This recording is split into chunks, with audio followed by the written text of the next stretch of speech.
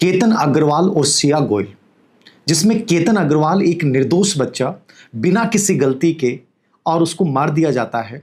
पूरे समाज के सामने एक बड़ा प्रश्न चिन्ह खड़ा होता है कि ऐसी घटनाएं क्यों होती हैं और ये पिछले कुछ वर्षों से लगातार हो रही हैं। क्या सिया गोयल को फांसी दे देने से ऐसी घटनाएं रुक जाएंगी? नहीं, सिया गोयल दोषी है, उसे सजा मिलनी चाहिए। लेकिन सच में समाज को यह भी समझना पड़ेगा कि आने वाले समय में घटनाएं नहीं हो। एज ए माता पिता और बालक बालिका दोनों को ये समझनी पड़ेगी कि ऐसी घटनाएं होती क्यों हैं।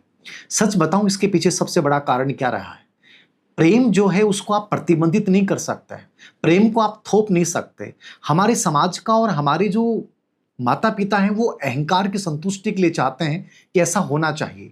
सिया गोयल के माता पिता की संभवतः इसमें सबसे बड़ी गलती है, जो मुझे लगता है कि उन्होंने कहीं ना कहीं उसको दबाया कि नहीं, इससे अच्छा लड़का नहीं मिलेगा, तुम्हें कर लेनी चाहिए। उन्हें कहीं ना कहीं अपनी बेटी के बारे में पता था, लेकिन वो सच सुनना नहीं चाहते थे और सिया गोयल में सच कहने का साहस नहीं था।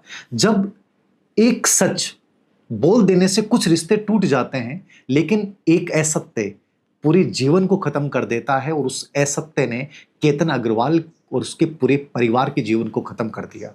कहीं ना कहीं सोचना पड़ेगा, क्या अहंकार जरूरी है या सच का सामना करना जरूरी है, या साहसी रूप से निर्णय लेना कि मेरे लिए क्या सही है क्या गलत है। हम किसी निर्दोष की जान को अपने बीच में ले आ पाते हैं केवल अपने अहंकार की संतुष्टि के लिए, तो मुझे लगता है गलत होगा।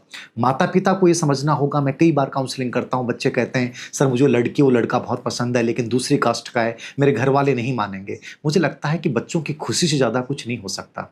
उनकी स्वतंत्रता जरूरी है, क्योंकि तुम स्वतंत्रता को दबाओगे, तुम संवाद को रोक दोगे तो स्वतंत्रता दबेगी नहीं। वो संवाद संघर्ष और षड्यंत्र का रूप लेता है और वो किसी न किसी की जान लेता है। हो सकता है तुम सोच लो कि मैं एक बार 2 साल रिश्ता चलेगा, अच्छा हो जाएगा।